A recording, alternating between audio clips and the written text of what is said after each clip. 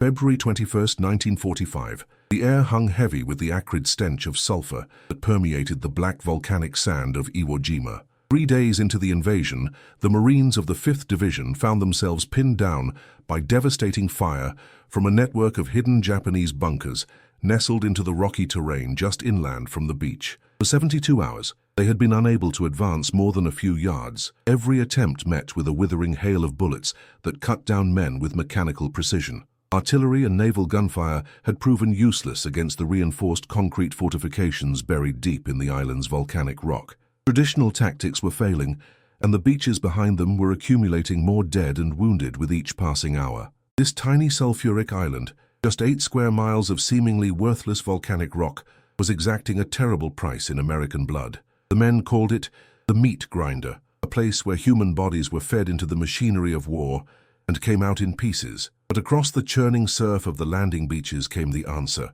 a weapon so terrifying that it would change the nature of the battle and ultimately secure victory, albeit at a tremendous cost. The distinctive rumble of Sherman tank engines grew louder as 8 specially modified M4A3 tanks crawled up from the shoreline, their tracks struggling for purchase in the loose black sand. These were not ordinary tanks. The barrels of their 75mm main guns had been replaced with something far more sinister, the projecting nozzle of a flamethrower system capable of hurling liquid fire over 150 yards. The Marines called them Zippos or Ronson tanks, after popular cigarette lighters of the day, a grim joke that belied their deadly serious purpose.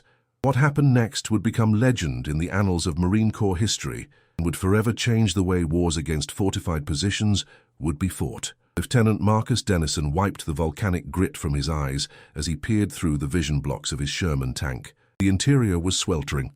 A combination of the tropical Pacific heat and the engine that powered both the tank and its deadly cargo, a 290-gallon reservoir of napalm-thickened fuel.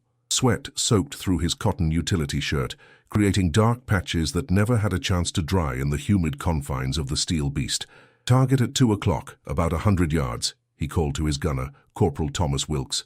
"Looks like a bunker entrance." Through his periscope, Dennison could see a small opening in the side of a rocky outcropping, barely visible except for the telltale signs of recent activity, scuffed earth and shell casings that glinted in the harsh sunlight. From that innocent-looking hole had come a stream of machine gun fire that had pinned down an entire company of Marines for the better part of the morning. Behind him, in the cramped confines of the tank, the rest of his crew tensed. They had been at this for 2 days now, moving from position to position, unleashing hellfire on the Japanese defensive network. They had seen what happened when the flamethrower ignited inside a bunker, the screams that followed, sometimes the desperate figures running out engulfed in flames, choosing a quicker death in the open rather than being cooked alive in their underground tombs. It was brutal work, but they had also seen the alternative, the mangled bodies of Marines who had tried to take these positions with rifles and grenades alone. Sergeant Frank Carlucci, the tank commander, gave the order over the intercom. "Bring us in closer, about 50 yards out, then stop. Keep the right side facing the target." The driver, Private First Class Eddie Mendoza, nudged the Sherman forward, his tracks grinding against the volcanic rock. The loader, Private James Toomey, checked the pressure gauges on the napalm system one last time. They needed at least 250 psi to reach the target effectively. The needle hovered at 290. "Good pressure." "Set," he reported. They all knew the drill by now. First day they had been hesitant, unsure of this new weapon system. None of them had trained extensively with the flamethrower configuration before being shipped to Iwo. The 8 tanks equipped with the Navy Mk1 flamethrower had been rushed into service just weeks before the invasion, modified by a team of Navy Seabees who worked day and night to convert them from standard gun tanks. The work was so rushed that 2 Navy electricians' mates had been sent along with the invasion force to maintain the intricate electrical systems that powered the flamethrowers. But after 2 days of combat, the crew had developed a rhythm, a deadly dance that delivered fire with terrible efficiency. 50 yards from the target, the tank lurched to a halt. Carlucci's voice came through the intercom. "Fire when ready." Wilkes took a deep breath and depressed the firing switch. For a heartbeat, nothing happened. Then came the distinctive whoosh, as pressurized fuel erupted from the nozzle, igniting into a massive stream of fire that arced through the air and splashed against the rocky opening. The bunker entrance disappeared behind a wall of orange and red flame that seemed to cling to everything it touched. Black smoke billowed upward, carried away by the steady ocean breeze. Wilkes kept his thumb pressed firmly on the switch, directing the stream slightly from side to side to ensure maximum coverage. Inside the tank, they couldn't hear the screams, but they could imagine them. After 15 seconds, enough time to pump nearly 30 gallons of fiery death into the opening, Carlucci ordered, "Cease fire." The flame cut off abruptly, leaving only thick black smoke and patches of burning vegetation around the bunker entrance. Through his vision block, Dennison could see Marines from Fox Company cautiously approaching the position, rifles at the ready. But there would be no counterattack from this bunker. Nothing human could have survived that inferno. This scene played out repeatedly across the black sands and rocky ridges of Iwo Jima during those brutal 36 days of combat. The flamethrower tanks, officially designated M4A3 Shermans by the Marine Corps, but known simply as Satan or Zippo tanks by the men on the ground, became the most decisive weapon in the American arsenal. Before their arrival, Marine infantry had been forced to assault heavily fortified Japanese positions with little more than their personal weapons, satchel charges, and man-portable flamethrowers. The casualties had been staggering. The man-portable M2 flamethrower, while effective, had two critical drawbacks. Its limited range of about 20-30 yards meant operators had to get dangerously close to enemy positions, and the distinctive outline of a Marine wearing the fuel tanks on his back made him an immediate priority target for Japanese gunners. Flamethrower operators suffered a casualty rate approaching 92%, among the highest of any combat specialty in the Pacific War. But the tank-mounted flamethrowers changed this deadly equation. With their armor protection and ability to project flame over 150 yards, they could engage Japanese bunkers while remaining outside the effective range of most enemy weapons. More importantly, they could deliver sustained bursts of flame, up to 80 seconds of continuous fire, compared to the 8 to 10 seconds available from a man-portable unit. The genesis of these remarkable weapons traced back to early 1944, when American forces were still struggling to develop effective tactics against Japan's defensive strategy of heavily fortified island strongholds. Colonel Unmacht of the Army Chemical Warfare Service, stationed in Hawaii, had been tasked with finding a solution to the problem of Japanese bunkers. Working with Navy Seabees from the 117th Naval Construction Battalion, they began experimenting with mounting flamethrowers on tanks.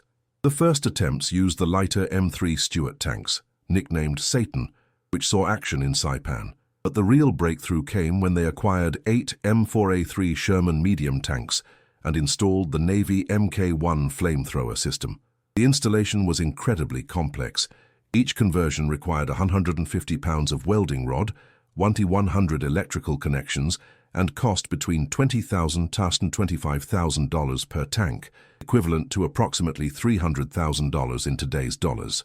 Two Navy Seabees, electricians mate Second Class Joseph Kissel and shipfitter First Class J.T. Patterson, were sent to Iwo Jima to maintain the intricate systems during the battle. The effort would prove worth every dollar and every drop of sweat. The flamethrower tanks landed on D-Day, February 19, 1945, but weren't committed to battle until D+2, as Marine commanders were initially cautious about deploying their secret weapon. That hesitation vanished once they witnessed the tanks in action. Reports flooded division headquarters. The flamethrower tanks were accomplishing in hours what conventional forces couldn't achieve in days. A Marine regiment reported that one flame tank had accomplished in 6 hours what a tank battalion and 3 infantry companies had been trying to do for 5 days. The psychological impact on both sides was profound. For Marines, the sight of a flame tank moving up to support their position provided an immense morale boost. For the Japanese defenders, the tanks represented a terrifying new threat against which they had no effective countermeasure. Unlike conventional tanks, which could only damage the exterior of bunkers with their main guns, the flame tanks could send rivers of fire directly into firing ports and ventilation openings, filling the interior spaces with unbearable heat and consuming available oxygen. The Japanese, under the command of Lieutenant General Tadamichi Kuribayashi, had spent months preparing the island's defenses, creating an underground network of tunnels, bunkers, and fighting positions. Nearly 11 miles of tunnels connected hidden artillery positions, command posts, and barracks, all dug into the volcanic rock with such skill that they were nearly impervious to aerial bombardment and naval gunfire. American planners had expected to secure the island within days. Instead, they found themselves in a bloody war of attrition that would last more than a month. The flame tanks became the crucial key to unlocking these defenses. As one Marine officer reported after the battle, without these weapons, our casualties would have been significantly higher, and the operation might have taken weeks longer to complete. The Japanese soldiers, disciplined and dedicated to fighting to the death as per their code of Bushido, feared nothing more than the American flame tanks. Intercepted communications and prisoner interrogations confirmed that Japanese troops called the flamethrower tanks the weapon that speaks only once, because if it spoke to you, you would not live to hear it again. By March 1945, the demand for the flamethrower tanks had grown so intense that Marine commanders would delay their assaults until a flame tank could be made available. Since each tank battalion had only 4 of these specialized vehicles, they were pooled rather than assigned to specific units, dispatched from central refueling points to wherever they were most needed across the battlefield. This centralized control allowed the limited number of flame tanks to have a disproportionate impact on the battle. Towards the end of the campaign, the 5th Marine Division's tanks were consuming between 5,000 to 10,000 gallons of napalm-thickened fuel per day.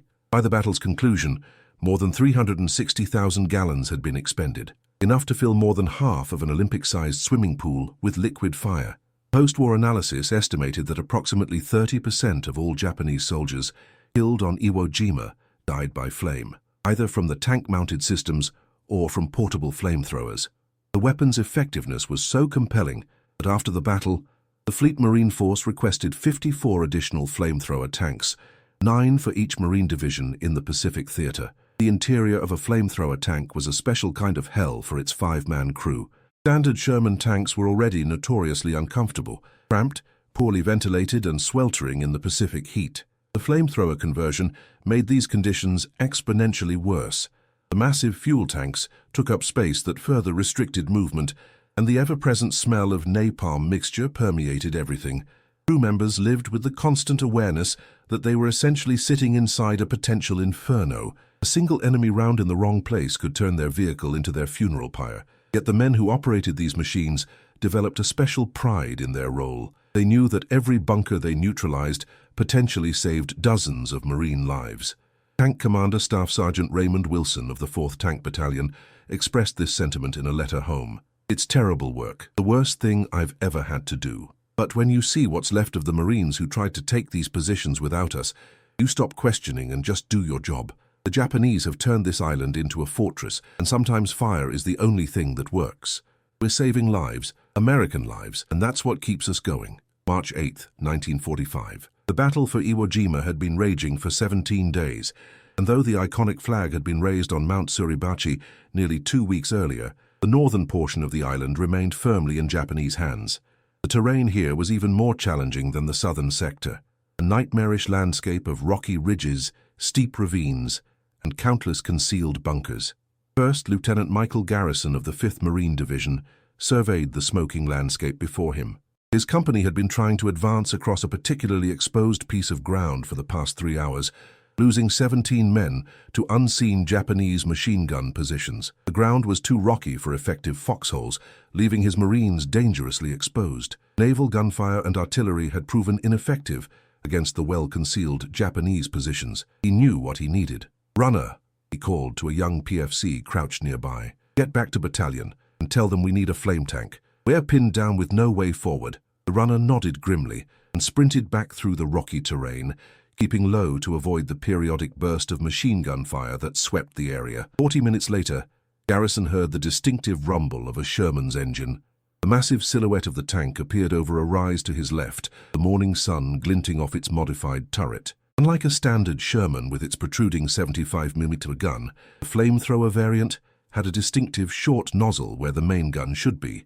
Marines nearby visibly relaxed at the sight. The tank commander, a sergeant whose features were barely visible through the layer of black volcanic dust that covered his face, dropped down from the turret and crawled over to Garrison's position. "Lieutenant," he shouted over the engine noise, "I'm Sergeant Miller, Fox Company, 5th Tanks.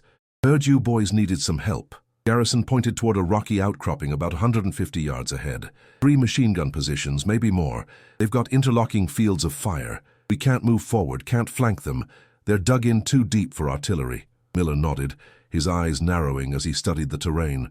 "I see it. When we start, keep your men down. Once we've hit each position, Give us 30 seconds for the temperature to build up inside, then move your men up to secure it. We'll cover 3 positions, then we'll need to fall back and refuel. This terrain is rough on fuel consumption. Garrison nodded. It was a familiar dance by now, the coordination between infantry and flame tanks honed over weeks of brutal combat. Miller returned to his tank, slapping the turret twice before climbing back inside, a signal to his crew that they were about to go to work. The Sherman's engine roared as it moved forward, positioning itself for a clear shot at the first bunker. Inside, the gunner lined up the flamethrower nozzle, adjusting the elevation to account for the slight uphill grade. At 120 yards from the target, well within effective range but still far enough to minimize the risk from Japanese anti-tank weapons, the tank halted. For a moment, there was silence except for the rumble of the idling engine. Then came the distinctive whoosh as the flamethrower ignited, sending a stream of blazing napalm arcing through the air. The flame struck just above the bunker's firing port, splashing down and flowing into the opening like liquid death. Secondary flames erupted from other, previously unseen openings in the rock face, as the fire found ventilation shafts and escape routes. The gunner held the stream steady for nearly 20 seconds, pumping gallons of burning fuel into the position. When the flame cut off, black smoke billowed from all openings and the Japanese machine gun fell silent. Without waiting, the tank pivoted slightly to target the second position. Again the terrible fire leapt forth, this time striking directly into what appeared to be a narrow trench, connecting 2 fighting positions. Marines watching from nearby positions swore they could hear screams over the roar of the flames, but it might have been the wind whipping through the rocky ravines.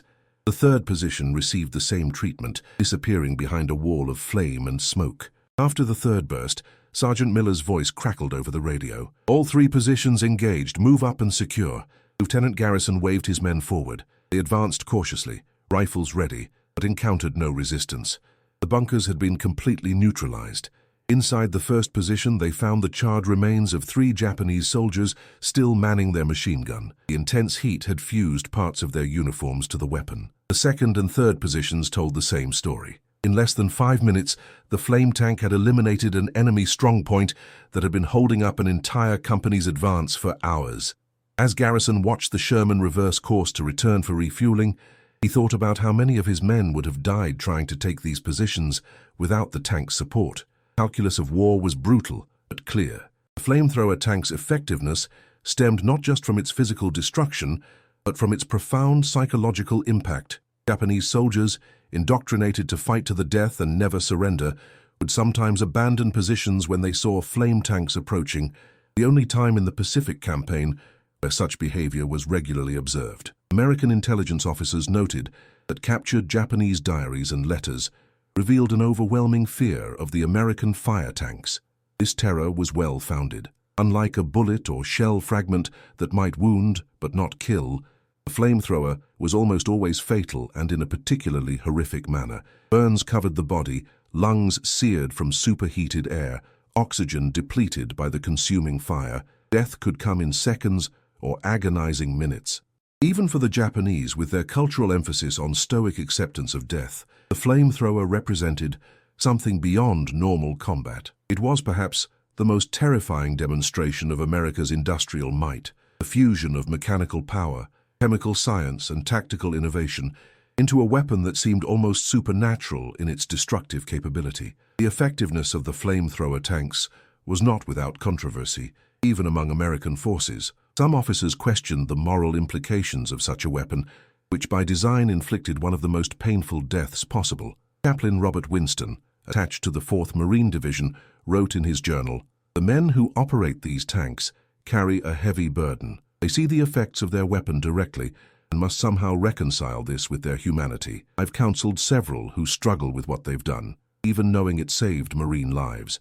The tank crews themselves developed various psychological mechanisms to cope with the nature of their work. Some personified their tanks, giving them names like Widowmaker, Hell's Fury, or Crispy Critter, gallows humor that created emotional distance from the grim reality of their missions. Others focused intensely on the technical aspects of their job, fuel mixture ratios, pressure readings, mechanical maintenance, anything to keep their minds on the process rather than the outcome. Almost all emphasized the same justification when questioned. Their actions, however terrible, saved American lives. The story of the flamethrower tanks on Iwo Jima would be incomplete without acknowledging the extraordinary efforts required to keep them operational. The combination of harsh volcanic terrain, constant combat operations, and the complex mechanical systems of the flamethrowers created a maintenance nightmare. The original 8 tanks were each equipped with 290-gallon fuel reservoirs that could be depleted in as little as 4 or 5 firefights. Refueling and rearming these vehicles under combat conditions required a complex logistics chain that stretched back to the beach and the support ships offshore. Marine Corps and Navy maintenance crews worked around the clock, often under enemy fire, to keep the precious vehicles running. The 2 Seabees who had accompanied the tanks to the island, EM-2C Kissel and SF-1C Patterson, became legends in their own right, moving between forward positions to repair damaged flamethrower systems, often while Japanese mortar rounds fell nearby. Kissel, in particular, went above and beyond his assigned duties, serving as an assistant driver gunner on tank crews for 20 days of the operation when combat losses created personnel shortages. For Marines on the front lines, the sight of a flame tank creeping towards their position meant renewed hope. As one infantry officer reported, men who were too exhausted to continue would find new strength when they saw a flamethrower tank arrive. They knew their ordeal was almost over. The Japanese, for their part, recognized the threat posed by these new weapons and made eliminating them a priority. Special tank hunter teams armed with magnetic mines and satchel charges were instructed to target flamethrower tanks above all other vehicles. Some of the flame tanks began to sport improvised additional armor, concrete slabs, sandbags, and even wooden planks designed to protect against shaped charges and to prevent magnetic mines from adhering to their hulls. One tank from the 4th Tank Battalion was outfitted with 4 inches of concrete armor and featured a 50 caliber machine gun mounted coaxially with the flamethrower, specifically to counter Japanese tank hunter teams. These modifications made the already heavy Shermans even more ponderous, reducing their already limited mobility on the difficult terrain, but crews considered it a worthwhile trade-off for the added protection. Despite these countermeasures, several flamethrower tanks were lost to enemy action during the campaign, their destruction often accompanied by spectacular secondary explosions as their napalm reservoirs ignited. March 15, 1945. Nearly a month into the battle, and still the fighting raged on. The Japanese had been pushed into the northern tip of the island, but they continued to resist with undiminished ferocity. Their remaining forces were concentrated in an area known as Bloody Gorge, a maze of ravines, caves, and interconnected bunkers that represented perhaps the most formidable defensive position on the entire island. Major General Keller E. Rocky, commanding the 5th Marine Division, called a meeting of his senior officers to discuss the situation. The division had already suffered nearly 2,000 killed and 6,000 wounded, casualties approaching 50% of their original landing force. Intelligence estimated that the remaining Japanese garrison numbered perhaps 3,000 men, but they were entrenched in positions that would be extraordinarily costly to take by conventional means. "Gentlemen," Rocky began, his voice hoarse from the volcanic dust that permeated everything on the island, "I've just received word from division headquarters. They're asking for a final push to clear out Bloody Gorge. I don't need to tell you what that's going to cost us with conventional tactics." The room fell silent. Every man present knew exactly what he meant. Hundreds more Marines would die assaulting those positions. Colonel Thomas A. Warnham, commanding the 27th Marines, spoke up. "General, what about concentrating all available flamethrower tanks for a coordinated assault? We've been using them piecemeal across the front.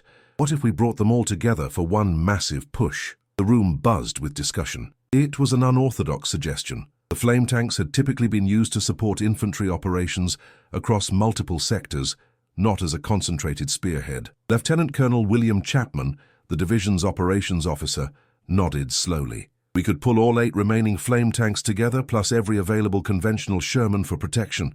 Hit them with everything at once." Major Robert Davis, the division logistics officer, raised a practical concern. Fuel consumption would be enormous.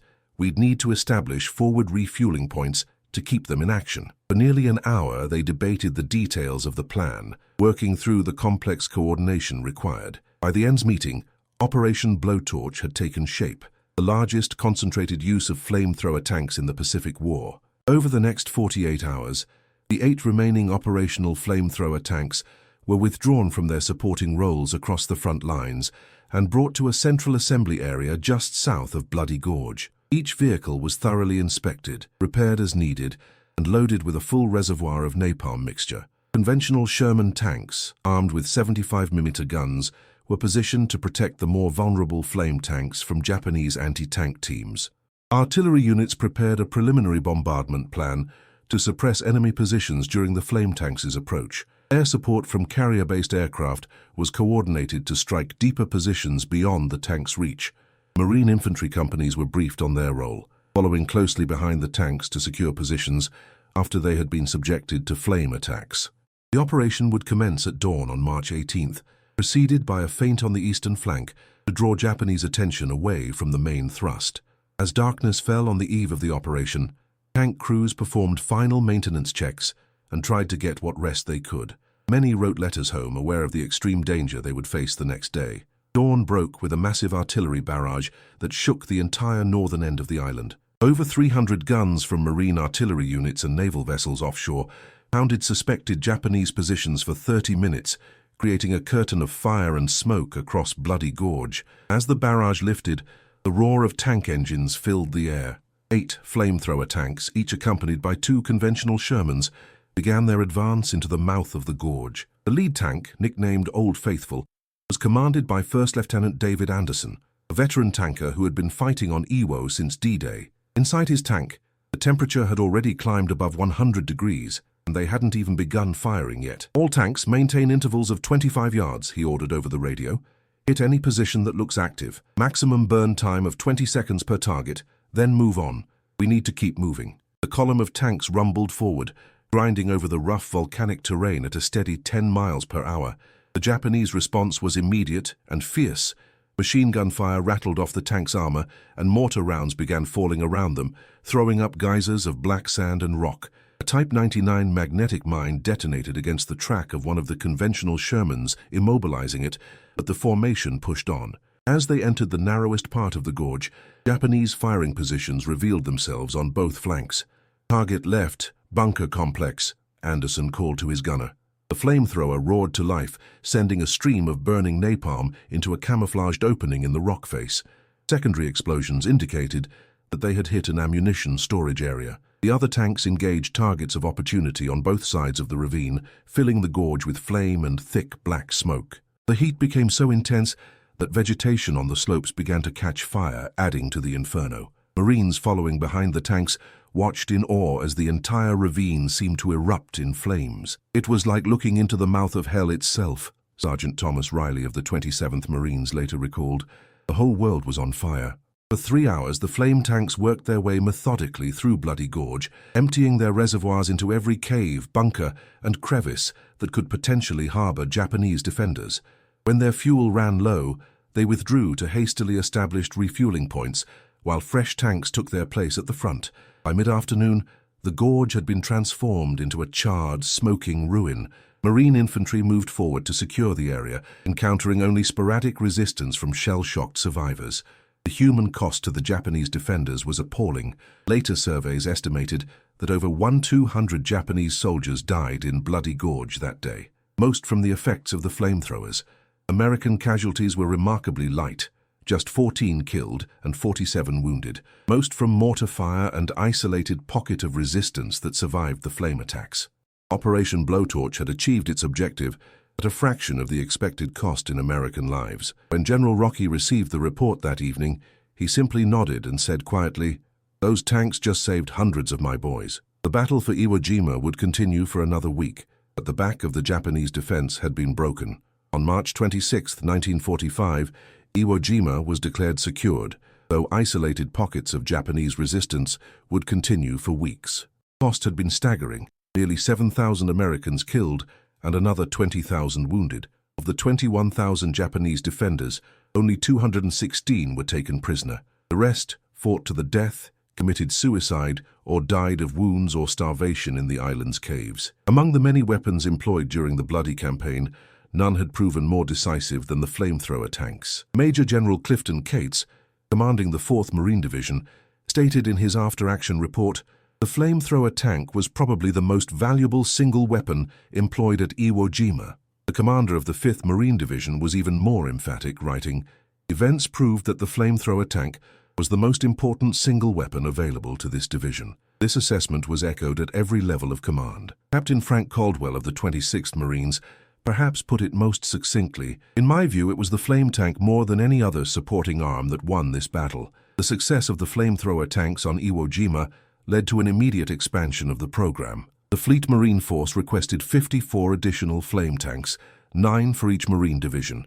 for use in future operations. The Chemical Warfare Service and Naval Construction Battalions began work on an improved model, the POA CWS-H5, which mounted the flamethrower coaxially with the main gun, allowing tanks to retain their conventional armament while still deploying flame weapons. 70 of these enhanced tanks were completed by the summer of 1945, intended for use in the planned invasion of the Japanese home islands. Had Operation Downfall, the invasion of Japan, proceeded, these weapons would have played a central role in overcoming Japanese defenses. The atomic bombings of Hiroshima and Nagasaki in August 1945 made that invasion unnecessary, but the lessons learned from the flamethrower tanks' deployment on Iwo Jima influenced military doctrine for decades to come. For the men who operated these terrible weapons, the end of the war brought mixed emotions. They knew their actions had saved countless American lives, but many struggled with the nature of the deaths they had inflicted. Technical Sergeant William Harrison of the 5th Tank Battalion wrote in his memoir years later, "What we did was necessary. I believe that with my whole heart. But the things we saw, the screams we heard, those never really leave you. I think about the men on both sides who died on that island, and I wonder if they found peace. I'm still looking for mine." Other veterans rarely spoke about their experiences with the flame tanks, preferring to let that chapter of history fade into memory. Yet for military historians and strategists, the employment of flamethrower tanks on Iwo Jima represents a pivotal moment in the evolution of combined arms warfare, a case study in how technological innovation, when properly applied to tactical problems, can decisively influence the outcome of battles. In the decades following World War II, the use of flamethrowers in combat gradually declined, partly due to evolving views on humanitarian concerns in warfare, partly because new weapon systems rendered them obsolete. The Geneva Convention never specifically banned flamethrowers, but Protocol 3 of the 1980 Convention on certain conventional weapons restricted incendiary weapons against civilian populations. By 1978, the United States had removed flamethrowers from its active arsenal. Today, the flamethrower tanks of Iwo Jima exist only in museums, grainy photographs, and the fading memories of the few remaining veterans who witnessed their awesome and terrible power. Yet their impact on the battle and on the men who fought there remains undimmed by time. They stand as a testament to American industrial might, tactical innovation, and the lengths to which a nation will go to protect its fighting forces in the crucible of total war. The legacy of these weapons extends beyond their tactical significance. They represent a moral complexity that defies easy categorization. The same flame tanks that inflicted horrific deaths on Japanese defenders saved thousands of American lives that would otherwise have been lost in frontal assaults on fortified positions. They embodied the terrible calculus of war, the weighing of lives against lives, the application of overwhelming force to achieve military objectives while minimizing friendly casualties. For the Marines who fought on Iwo Jima, there was little ambiguity. As one veteran put it decades later, "We didn't enjoy using those weapons, nobody took pleasure in that kind of killing. But when you've seen your friends die trying to take bunkers with rifles and grenades, when you've carried their bodies back to the beach, you stop questioning the methods and just thank God for anything that keeps more boys from dying." This sentiment was echoed by commanders at all levels who viewed the flame tanks not as instruments of cruelty, but as life-saving tools that shortened the war and reduced American casualties. The technical achievement represented by the flamethrower tanks should not be overlooked.